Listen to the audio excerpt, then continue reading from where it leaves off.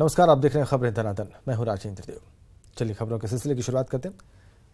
3 राज्यों में मिली हार के बाद बीजेपी अलर्ट मोड में आ गई है। बीजेपी ने 2019 के चुनाव की तैयारियां शुरू कर दी हैं। इसके तहत प्रधानमंत्री मोदी आज उत्तर प्रदेश के सभी बीजेपी सांसदों के साथ मुलाकात करेंगे। पीएम मोदी शाम 6 बजे से 8 बजे तक पश्चिमी उत्तर प्रदेश और फिर 8 से 10 बजे तक मध्य उत्तर प्रदेश और पूर्वी उत्तर प्रदेश के सांसदों से मुलाकात करेंगे। सीएम योगी आदित्यनाथ आज 26 दिसंबर को देवरिया के दौरे पर रहेंगे। इस दौरान वो न्यू मेडिकल कॉलेज देवरिया का शिलान्यास करेंगे। सीएम योगी का देवरिया दौरा आज न्यू मेडिकल कॉलेज देवरिया का शिलान्यास करने से संबंधित है। सीएम योगी का कार्यक्रम जीआईसी के मैदान में होगा। आपको बताएं कि इसी साल कैबिनेट में देवरिया जिले में मेडिकल कॉलेज बनाने का प्रस्ताव पास हुआ था। इस दौरान सीएम विशाल जनसभा को संबोधित भी करेंगे। भारत रत्न और पूर्व प्रधानमंत्री अटल बिहारी वाजपेयी की मूर्ति लोक भवन में लगाने की मुख्यमंत्री की घोषणा का बीजेपी ने स्वागत किया है। आपको बताएं कि सीएम योगी ने लोक भवन में 25 फीट ऊंची अटल जी की प्रतिमा लगाए जाने की बात कही है।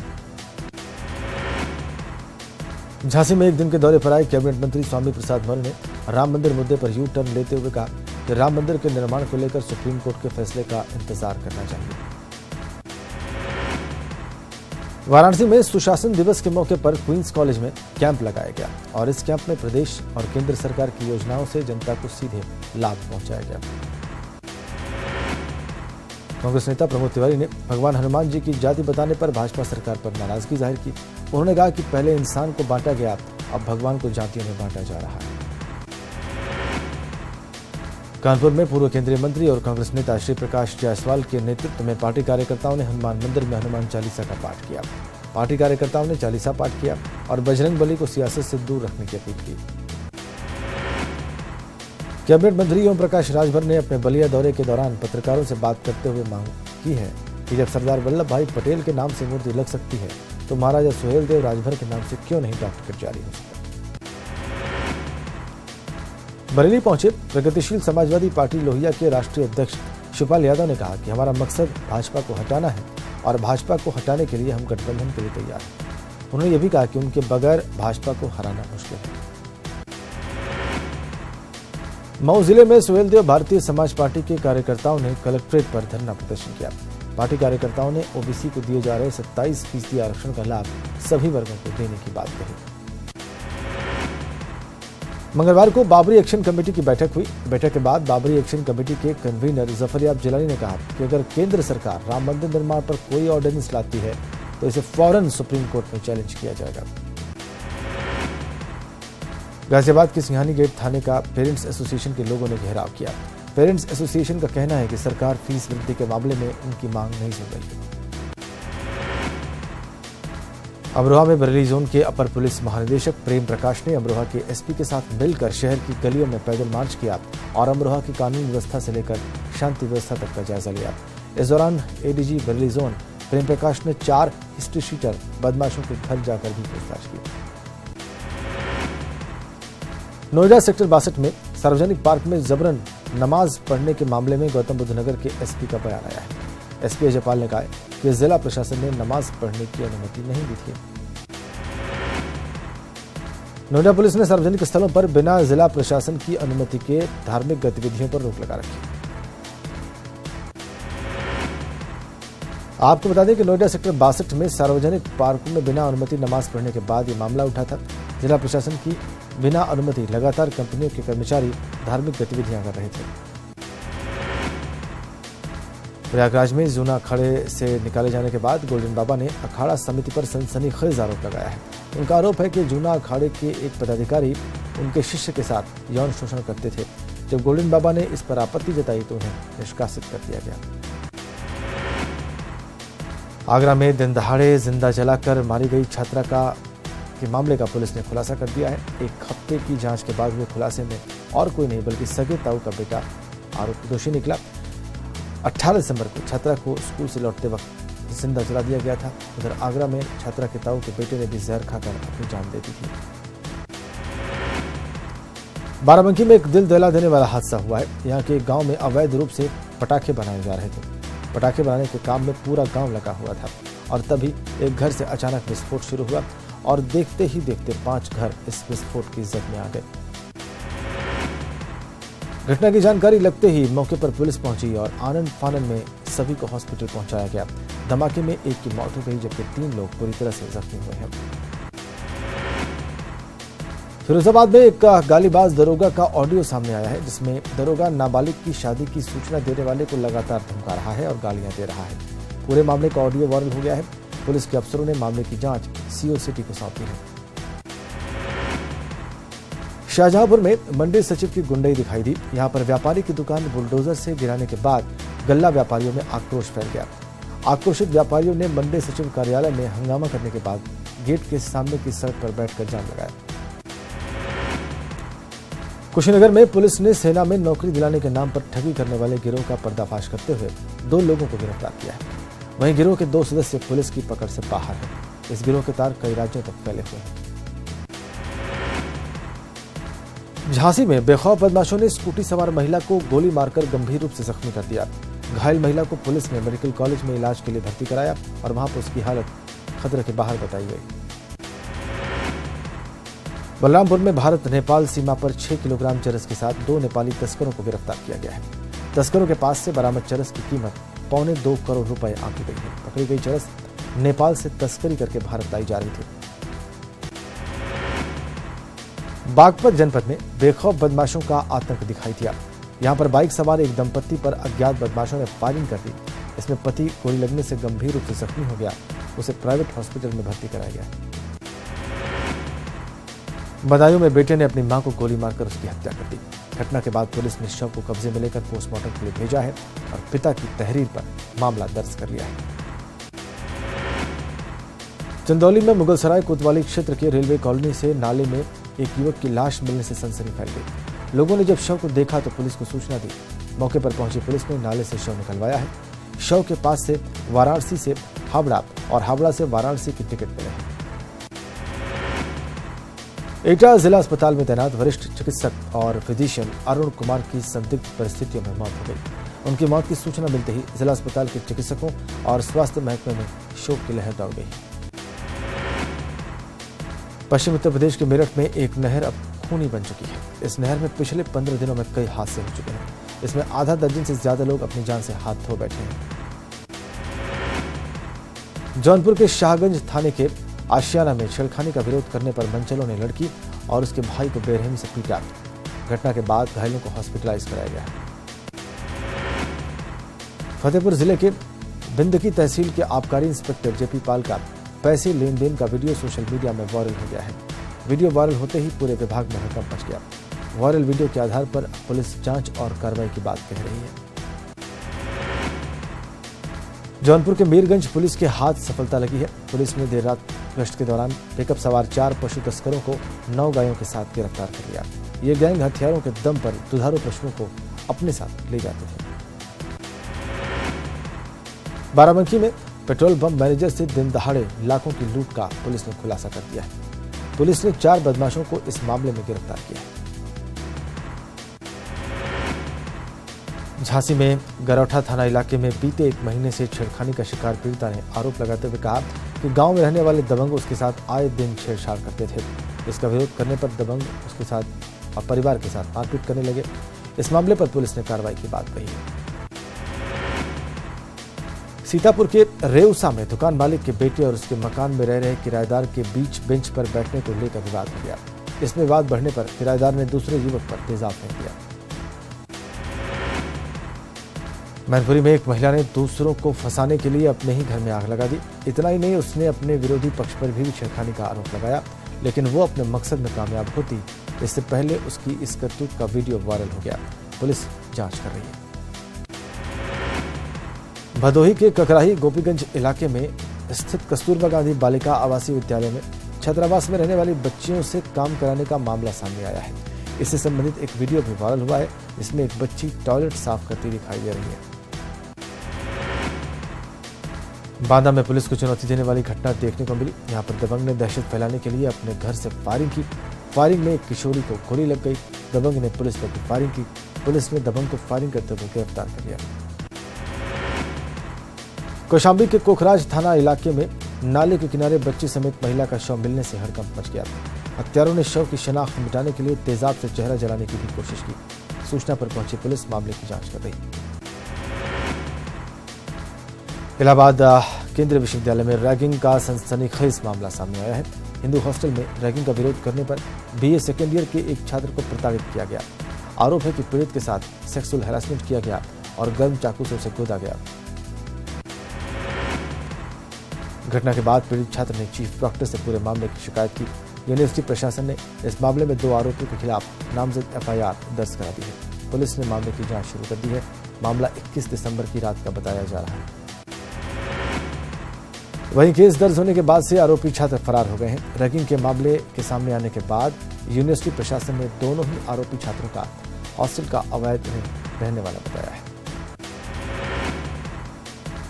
सोनभद्र के विढ़मगंज थाना इलाके के बैरखड़ गांव में संदिग्ध परिस्थितियों में घर में आग लगने से मां और उसकी 2 बेटियां झुलस गई। गंभीर रूप से झुलसे तीनों को हॉस्पिटलाइज कराया गया। बरेली में तेज रफ्तार का कहर दिखाई दिया। वहां पर बिथरी जैनपुर थाना इलाके के लखनऊ हाईवे पर एक कार बेकाबू होकर नहर में गिर गई। कार में 7 लोग सवार थे। इस हादसे में 3 लोगों की मौत हो गई है, तो 3 जख्मी हैं। साथ ही एक महिला नहर में लापता है, जिसका पता नहीं चल सका। मुजफ्फरनगर में कार में अचानक आग लग गई। कार में सवार 3 लोग बुरी तरह से झुलस गए। उन्हें इलाज के लिए जिला अस्पताल में भर्ती कराया गया है। तीनों घायल आपस में सगे भाई हैं, जो मुजफ्फरनगर शहर में एक शादी में शामिल होने के लिए आए थे। बरेली में एक दर्दनाक हादसे में 4 की मौत हो गई। तेज रफ्तार कार और ट्रक की जोरदार टक्कर हो गई। इसमें कार पर सवार 4 लोगों की मौत हो गई। मरने वाले आपस में रिश्तेदार हैं। कुल 9 लोग इस कार में सवार थे, जो चंडीगढ़ से अमेठी से जगदीशपुर जा रही थी। चंदौली में भूमि अधिग्रहण का विरोध कर रहे किसानों ने रिंग रोड के काम को रुकवा दिया और घटनास्थल पर ही धरने पर बैठ गए। किसानों का आरोप है कि बिना मुआवजा दिए ही अवैध ढंग से उन्हीं की जमीन को कब्जा किया जा रहा है। सुल्तानपुर जिले में कागजों में 22 तालाब और पोखर दर्ज हैं, लेकिन हकीकत में ऐसा कुछ भी नहीं है। इनमें से कई चिन्हित तालाबों पर भूमाफियाओं ने कब्जा कर रखा है। वाराणसी के लाल बहादुर शास्त्री अंतर्राष्ट्रीय हवाई अड्डे पर सुरक्षा से खिलवाड़ होने की खबर सामने आई। अंतर्राष्ट्रीय हवाई अड्डा होने के बाद भी एयरपोर्ट पर सुरक्षा के पर्याप्त इंतजाम नहीं है। यहाँ दरअसल एयरपोर्ट बाउंड्री से एक बिना नंबर प्लेट की लावारिस कार खड़ी मिली। इसके बाद से एयरपोर्ट की सुरक्षा व्यवस्था पर सवाल खड़े होने लगे। काशी हिंदू विश्वविद्यालय के संस्थापक महामना पंडित मदन मोहन मालवीय की जयंती पर बीएचयू परिसर स्थित मालवीय भवन में पुष्प प्रदर्शनी लगाई गई, जो यहां आने वाले लोगों को आकर्षित कर रही है। इस प्रदर्शनी का संदेश प्रकृति की रक्षा है। प्रयागराज की सड़कों पर सनातन धर्म की समृद्ध परंपरा और संस्कृति के दिव्य और अलौकिक दर्शन हुए। मौका था कुंभ मेले में प्रवेश के लिए श्री पंच दशनाम जूना अखाड़े की पेशवाई का। सनातन धर्म की रक्षा के लिए आदि शंकराचार्य द्वारा स्थापित किए गए 13 अखाड़ों में जूना अखाड़े की पेशवाई कुंभ मेले में सबसे पहले निकले जाने की परंपरा रही है। जूना अखाड़े के आचार्य महामंडलेश्वर अवधेशानंद की अगुवाई में जूना अखाड़े के साधु संतों के साथ कुंभ मेले में अखाड़ों के प्रवेश के लिए पेशवाई निकाली गई। पेशवाई के दौरान नागा साधुओं ने अपने अस्त्र शस्त्रों के साथ जगह जगह रुककर युद्ध कौशल का भी प्रदर्शन किया। हरदोई में पुलिस ने थाने के अंदर एक जोड़े की शादी करवा दी। कहा जा रहा है कि 1 हफ्ते पहले एक प्रेमी जोड़े ने पुलिस के पास शादी कराने के लिए एप्लीकेशन दिया था। पुलिस ने दोनों की उम्र की जांच के बाद ये शादी करा दी। देहरादून में अटल आयुष्मान योजना का मुख्यमंत्री त्रिवेंद्र रावत ने शुभारंभ कर दिया। इस योजना में प्रदेश के 23 लाख परिवार शामिल हैं। 5 लाख रुपए तक की निःशुल्क इलाज की सुविधा है। प्रधानमंत्री मोदी की महत्वाकांक्षी उड़ान योजना के तहत अब पंतनगर एयरपोर्ट से देहरादून और देहरादून से पंतनगर के बीच से 4 जनवरी को एयर इंडिया की किफायती हवाई सेवा शुरू होने जा रही है। उड़ान योजना की इस योजना के तहत सप्ताह के 4 दिन बुधवार, शुक्रवार, शनिवार और रविवार को नियमित रूप से पंतनगर देहरादून और देहरादून पंतनगर के बीच एयर इंडिया की हवाई सेवा संचालित होगी। चमोली के कोचियाल में स्थित लघु जन विद्युत परियोजना बेदम हो चुकी है। समय सिंचाई विभाग द्वारा बनाई गई इस योजना से जहां प्रति घंटा 600 किलोवाट बिजली तैयार होती थी, वहीं आज ये योजना मकर जालों और झाड़ियों में सिमट कर रह गई। रुद्रप्रयाग जिले में जल संस्थान का जिला अस्पताल, राजस्व, पुलिस चौकियों, विद्यालयों और पशुपालन विभाग पर बीते कई महीनों का करीब 40 लाख रुपए का बिल बकाया है। वहीं जल संस्थान का प्राइवेट उपभोक्ताओं पर भी 50 लाख से ज्यादा बकाया है। ऐसे में जल संस्थान ने इन सभी विभागों को नोटिस भेजकर 30 दिसंबर तक बिल जमा करने को कहा। कुर्द्वार भाबर क्षेत्र के लोगों के लिए उपचार का केंद्र प्राथमिक स्वास्थ्य केंद्र झंडी चौड़ में स्वास्थ्य सेवाएं बदहाल पड़ी हैं। कुर्द्वार मुख्य बाजार से 18 किलोमीटर दूर बसे झंडी चौड़ और आसपास के क्षेत्र में स्वास्थ्य सुविधाओं के नाम पर प्राथमिक स्वास्थ्य केंद्र तो है, लेकिन उसमें भी ज्यादातर दिन में ताला लटका रहता है। आज बैंक कर्मचारी देशव्यापी हड़ताल पर रहेंगे। देहरादून में भी बैंक कर्मचारी हड़ताल पर रहेंगे।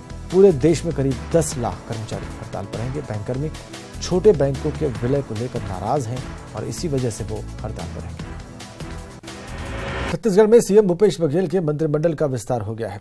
रायपुर के पुलिस परेड ग्राउंड में राज्यपाल आनंदीबेन पटेल ने मंत्रियों को पद और गोपनीयता की शपथ दिलाई। शपथ में सबसे पहले वरिष्ठ विधायक रविंद्र चौबे को शपथ दिलाई गई। उसके बाद सभी मंत्रियों को शपथ ग्रहण कराया गया। 10 मंत्रियों को शपथ दिलाई जानी थी, लेकिन एक मंत्री को बाद में शपथ दिलाई जाएगी। मध्य प्रदेश में महापुरुषों के नाम पर सियासी दलों की गोलबंदी शुरू हो गई। बीजेपी के नक्शे कदम पर चलते हुए कांग्रेस ने पूर्व प्रधानमंत्री अटल बिहारी वाजपेयी के जन्मदिन को सुशासन दिवस के रूप में मनाने का फैसला जारी रखा और प्रदेश भर में अधिकारी कर्मचारियों ने अटल जी की फोटो पर पुष्पांजलि देकर सुशासन की शपथ ली। कर्नाटक के मुख्यमंत्री एच.डी. कुमारस्वामी का एक ऐसा वीडियो सामने आया है जिसे लेकर बड़ा विवाद खड़ा हो गया है। इस वीडियो में कुमारस्वामी अपनी पार्टी के नेता की मौत का बदला लेने के लिए हमलावरों की शूटआउट करने के आदेश देते दिखाई दिए। फोन पर हुई इस बातचीत की वीडियो रिकॉर्डिंग सार्वजनिक होने पर राज्य की राजनीति में भूचाल आ गया। दरअसल जनता पार्टी छत्तीसगढ़ के नेता प्रकाश राज की हत्या की खबर सुनने के बाद कुमारस्वामी आहत थे और उन्होंने इसकी सूचना पुलिस अधिकारी को दी। हालांकि इस पर सफाई देते हुए उन्होंने यह भी कहा कि उन्होंने गुस्से में वो बात कही क्योंकि संदिग्ध 2 हत्या के बाद बेल पर छूटा है और इसके बाद फिर उसने इस तरह की हरकत की। हैदराबाद में एक हॉस्पिटल में काफी तोड़फोड़ की गई। मरीज के मर जाने के बाद परिजनों ने अस्पताल की कुर्सी और बेंच को तोड़ डाला और शीशे भी चकनाचूर कर दिए। हंगामे को देखते हुए पुलिस को बुलाया गया। कांग्रेस सांसद और पूर्व मंत्री शशि थरूर ने त्रिवेंद्रम में अपने किताब का विमोचन किया। इस मौके पर बीजेपी सांसद शतबिन सिन्हा भी मौजूद रहे। थरूर की किताब का नाम द पैराडॉक्सिकल प्राइम मिनिस्टर है। इस किताब के बारे में शशि थरूर ने पीएम मोदी और आरएसएस की विचारधारा के बारे में लिखा। महाराष्ट्र के यवतमाल में कलाम रोड पर हुए एक भीषण सड़क हादसे में 9 लोगों की मौत हो गई, जबकि 6 लोग जख्मी हुए हैं। सोमवार देर रात यह हादसा एक सवारी गाड़ी और ट्रक की भिड़ंत के बाद हुआ। हादसे की खबर मिलने पर पुलिस भी मौके पर जा पहुंची और घायलों को इलाज के लिए नजदीक के हॉस्पिटल में भर्ती कराया गया।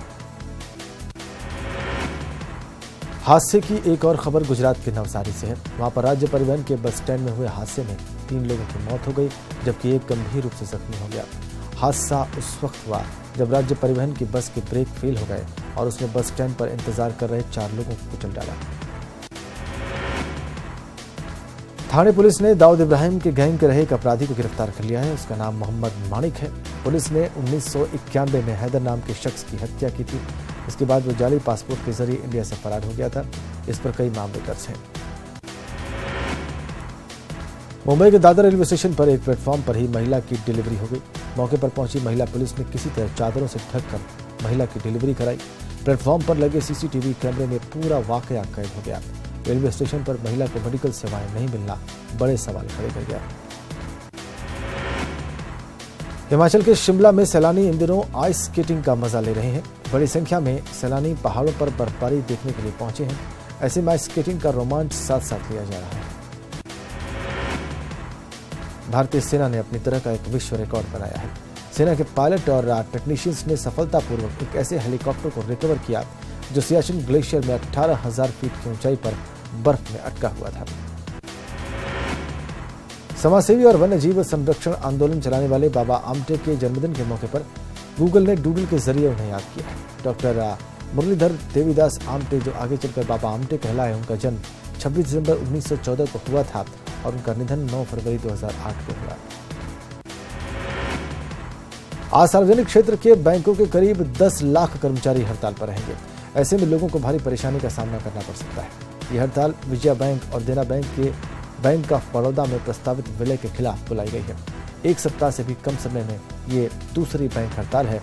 इससे पहले विलय और वेतन संशोधन पर बातचीत को जल्दी निष्कर्ष पर पहुंचाने को लेकर बीते 21 दिसंबर को भी हड़ताल हुई थी। केंद्र सरकार गुरुवार को लोकसभा के अंदर लंबित 3 तलाक बिल को पास कराने की तैयारी में है। विपक्ष इस बिल से पहले राफेल पर जेपीसी को लेकर जवाब देने की मांग पर अड़ा है। 3 तलाक बिल को लेकर बीजेपी ने अपने सभी सांसदों को व्हिप भी जारी कर दिया है। पूर्व प्रधानमंत्री एचडी देवगौड़ा बोगीबिल ब्रिज के उद्घाटन समारोह में नहीं बुलाए जाने से नाराज है। जेडीएस प्रमुख देवगौड़ा ने 1997 में इस पुल की आधारशिला रखी थी। पीएम मोदी ने ब्रह्मपुत्र नदी पर 5,900 करोड़ रुपए की लागत से बने 4.9 किलोमीटर लंबे पुल का मंगलवार को उद्घाटन किया था। सोनिया गांधी के विदेशी मूल का मुद्दा उठाकर जिस शरद पवार ने राष्ट्रवादी कांग्रेस पार्टी बनाई थी, अब उन्हें सोनिया गांधी और राहुल गांधी में देश का नेतृत्व करने की क्षमता दिखाई देने लगी है। शरद पवार ने कहा है कि राजीव गांधी की हत्या के बाद सोनिया गांधी आगे आईं, अब राहुल गांधी हैं जो एक बेहतर नेतृत्व कर रहे हैं।